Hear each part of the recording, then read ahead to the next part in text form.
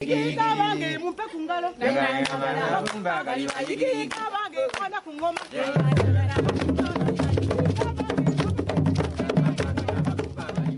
nga bulijjo Martin Muganzi ate nga nkomyewo n'akatundu kaffe ak'okubiri mu ssula yaffe n'esooka eya Bazibumbira. Kakati katutandike.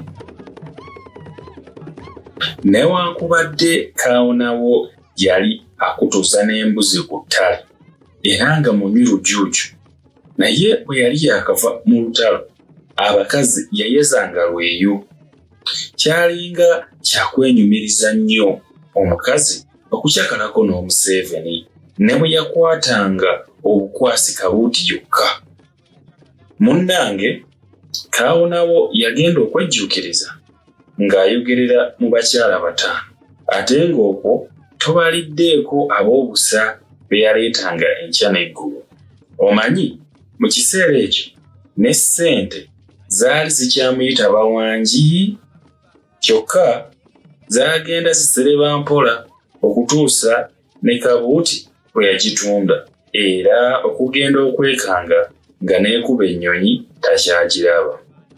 Olwo nno ng'abakyala batandise okumudduka, era eyalina abataano ng'asigaza Suzaana yekka, nnyina wa Bazibumbira. Ate nno naye nga kaana ke kamusibyewo. Kaawonawo yali mbagu ya musajja, n'olwekyo yatandika okusala amagezi aganaamusobozesa okufuna ekigulira amagaala eddiba. Musajja wattu yali takyayinza kusamba nnanda, anti ng'emmundu zaamumenya omugongo. Kyeyava ayiyamu ng'akufuuka mutembeeyi, ate ng'agusobola, anti nga tasiika kalimi n'omulala n'asiika.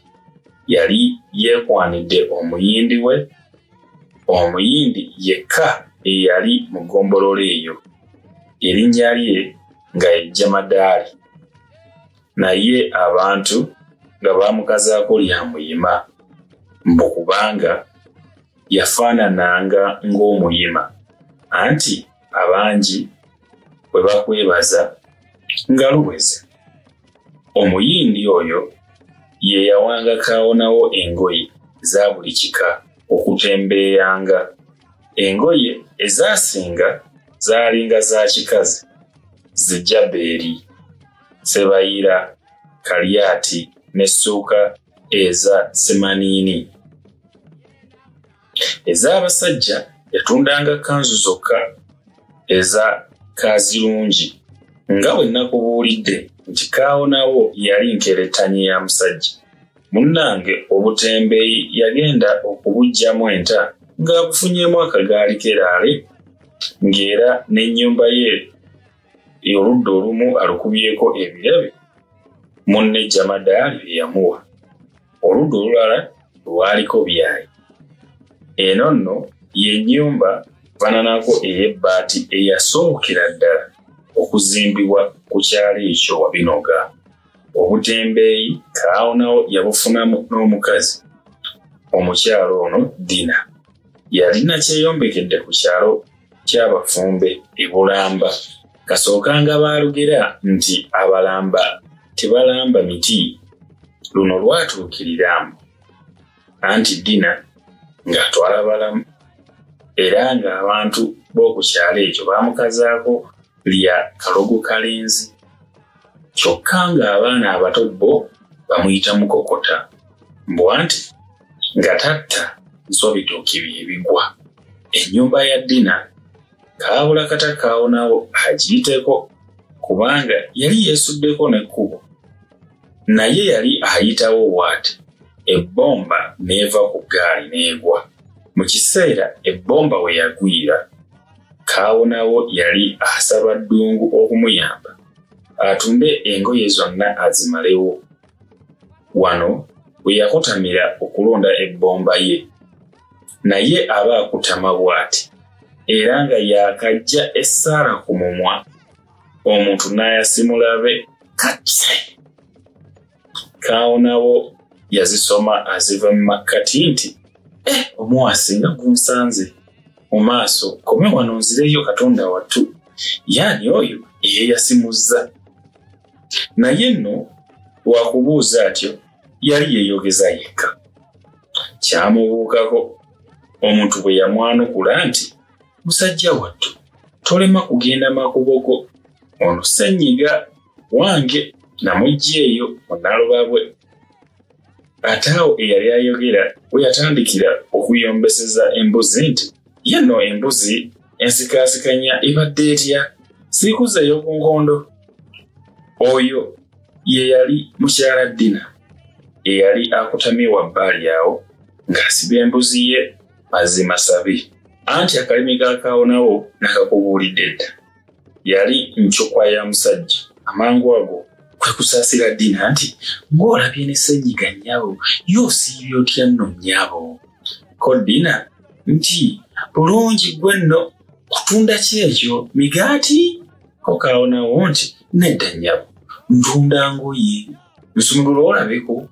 Awo Dina kwe kwegaanyisa nti nedda musajja wattu sirina lupiiya ate n'entamu yange egwamu amazzi. Ate Kaawonawo yali alinda wambazzi kumutemyako naye yali mujagojago. Amangu ago kyeyava ava ku gaali n'ategeeza Dina yenna ng'ajjudde akamwenyumwenyu nga bwe yali yeetegeza okumulagirako eka oba taagule si nsonga kasita amaaso tegali. Dina naye ng'abuguumiridde kwe kukkiriza nti oba kafumita bagenge taafumite mipiira gya gaali yo kale mala galeeta. Obutakumenyera kawonvu na kagga bwe baatuuka eka Dina yasiima nnyo engoye za Kaawonawo era yatuuka ne ku kugula kwennyini.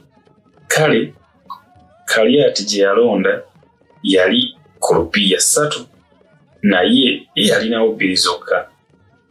Ng'eno ali mu kwekerebenda okunoonya Kaliati. Kaawonawo yali asitamye ku kibbo kya gonja omwengevu eyali asuze mu ntamu. Anti naawe omutume omanyi amala kulya.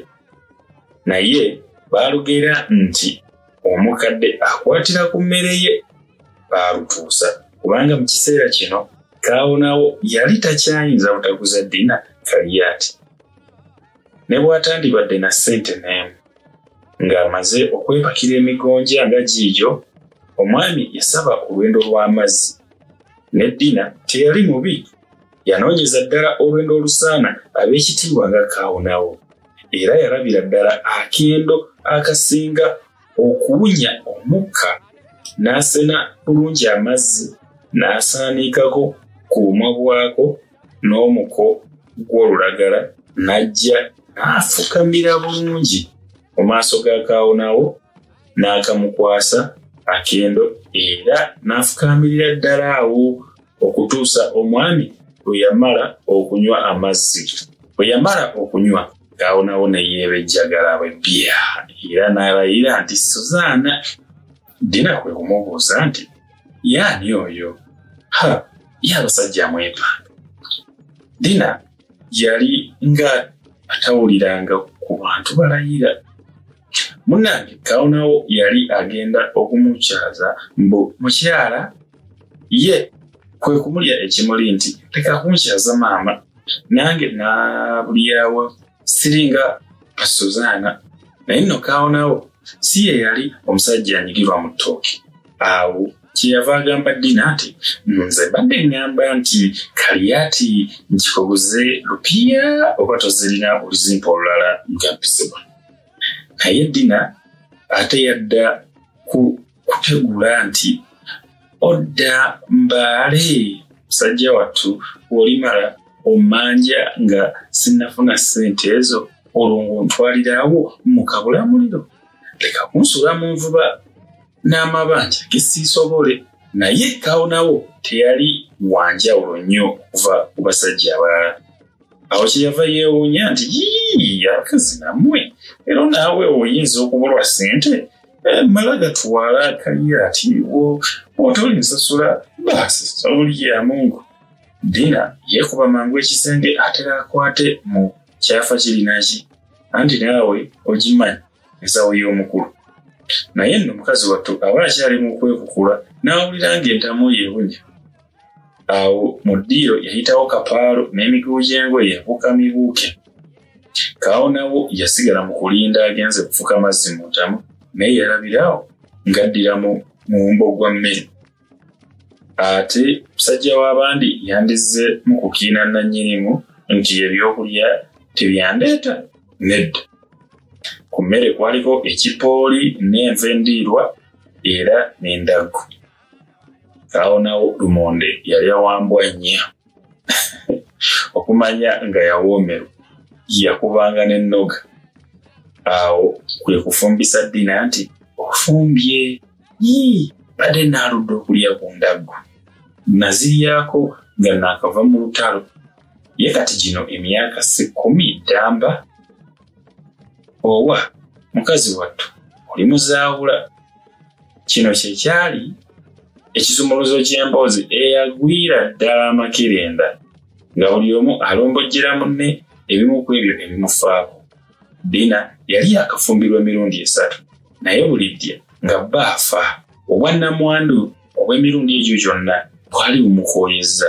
Kyava yeeyombekera era mbunga kati abasajja bamuwunyira lwayo. So nno abakulu baamulaba dda nti kadde taseka. Kubanga Kaawonawo bwe yasaba Dina okukkiriza okugendako ewa Binoga, newankubadde yasooka ne yeegaana, naye ate yamutemyako bwe yamugamba nti nze njagala nsanga wano. Nga bamaze okuteesa era nga ne Zikaliyati zisaliddwako emiwendo, Kaawonawo yajjukira nti okuwummula si kuto. Kyeyava asonda amaanyi agasiibula. Naye kyamubuukako kuba nga yagenda okukwata ku ggaali ng'omukka temuli, emipiira gyombi gyali gimaamidde. Ate musajja wattu teyalina ddagala, nga naawo waali tewali miti gy'amasanda. Amagezi teyasala gaali ga kugenda ku kkubo atere asabe ab'obugaali banne eddagala. Naye yali wa mukisa mubi. Abasunda mata baamukuba kafuufu ng'eno bwe bamuduulira mu ngeri yaabwe nti, mwami tunda eggaali ogule eddagala. Olwo n'akalabiriza bazaana kaali kaweddeyo. Dina ye yali yeefudde wakasanke ng'afuuyira zirwana era yalaba enkoko ziggweredde mu nju. Bwe kukoowoola Kaawonawo nti, musajja wattu nze nga njagala kweggala, oba onaasula gira oyingire oba ogenda obalaba. Naye simanyi bw'onooyita mu wakayamba oyo. Mpulira nti abatemu abali omwo bakubanga misu.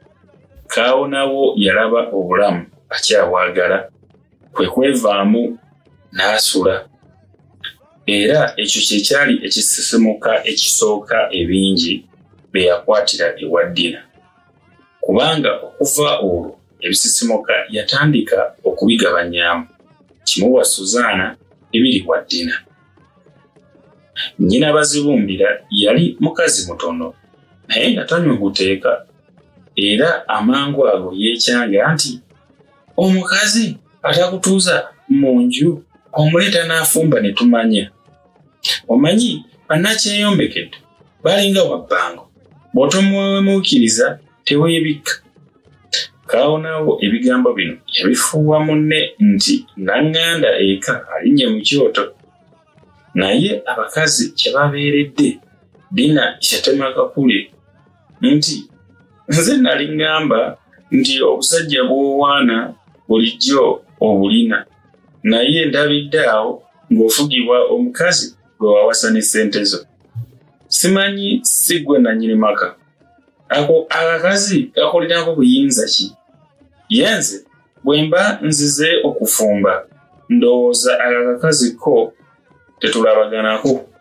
Kyokka Dina yalina ensonga endala emugaana okugenda okutukuseza Kaawonawo ettooke. Yali mukazi mugagga naggwadda.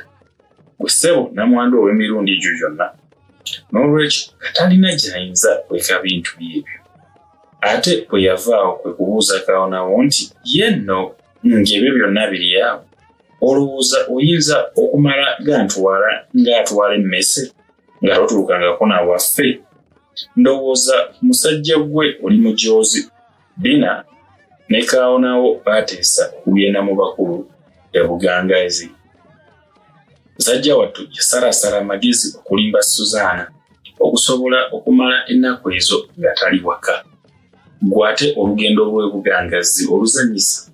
Ebyebugangazi byagenda bulungi era okugenda okuggwa ng'omuko bamusalidde embuzi etambulako ebita by'omwenge 8 n'embogo 2 mbwate byandisinzeewo naye bamusonyiwa busonyi.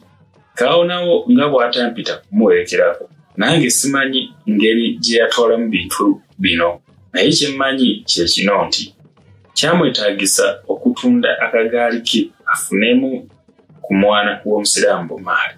Naye nga bwe baalugera nti bw'otoyise naye si muzibu kulimba. Kaawonawo bye yategeeza Suzaana yali mu ddoboozi ddala.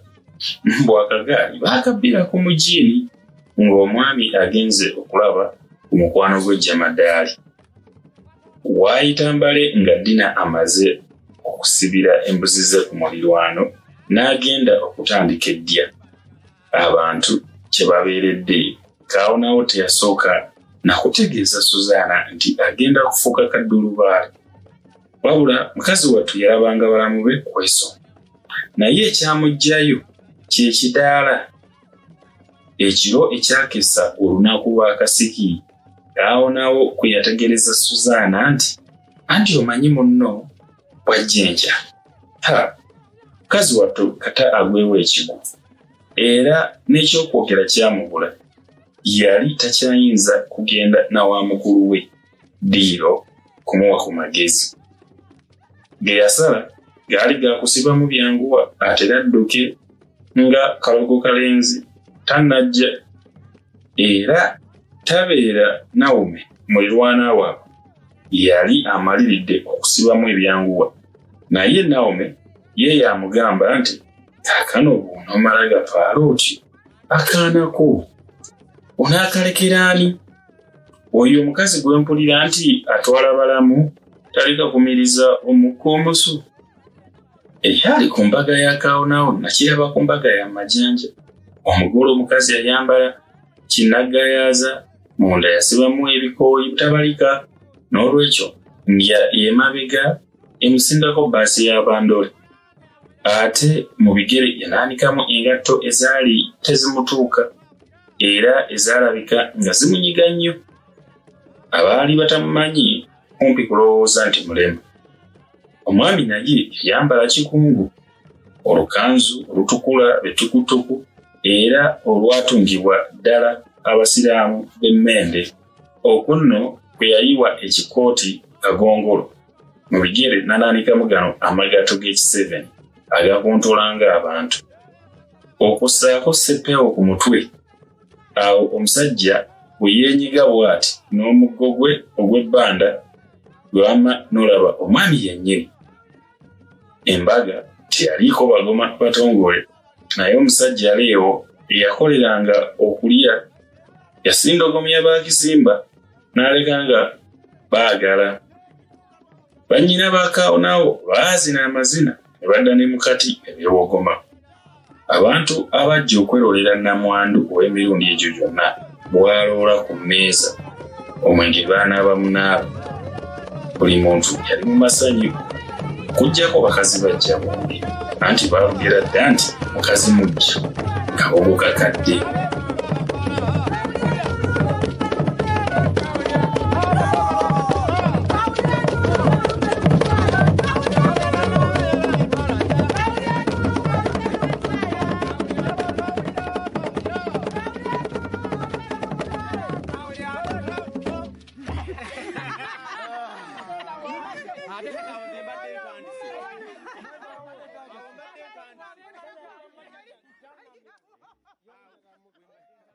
Ekyo kye kitundu kyaffe Bazibumbira Afuna Nnyina Omuto. Ekitundu kyaffe kisookedde ddala mu katabo kano Bazibumbira awo ekikomye. Omuwandiisi Makalinda alina ebigambo ebinyuvu era atututte n'atulaga omusajja Afuna Kaawonawo obuseveni n'atulaga ebyo byonna byasobola okukolwa okutembeeya n'atulaga engeri gye yazimbamu ennyumba n'atulaga Buganda eyo etandika Buganda ng'etandika okuyingira mu bintu bya ssente oba eby'ennusu Buganda bwe yafaanana amalebe okuva ku byayo okudda ku malebe n'atulaga abayindi nga batuuse wano mu Buganda n'engeri gye baakolangamu emirimu gyabwe n'atulaga engeri Kaawonawo gy'ataayisanga kkubo gye yagendamu ng'akwana ate n'atutwala ne ku mbaga n'atulaga okwanjula n'atulaga akasiki n'atulaga embaga ate n'atulaga ne Kaawonawo ng'afuuse kaddulubaale oba omwami ow'abakyala abasukka mu omu. So ekitundu kino kibadde kinyuvu nnyo ekitegeeza kwegamba tugenda kunyumirwa ate ekitundu ekinaaba kizzeeko. Simanyi biki byoyizeemu nze okusinga ntwaliddwa nziziddwayo emabega ddala Buganda oyo atandika asooka nga nyumiddwa nnyo okulaba oba okuddamu okwetegereza ebintu bingi nnyo bye tutalaba nnyo kati ebikyusa olwo emirembe gino gikyuse. Emmere kyayogeddeko olwendo lw'amazzi we tujja okutandikira omulundi oguddako. Mwebale kwekumira ku Luganda Radio Podcast. Mbadde Martin Muganzi nga bulijjo ate naddamu ne mbawuliza omulundi omulala. Mweraba.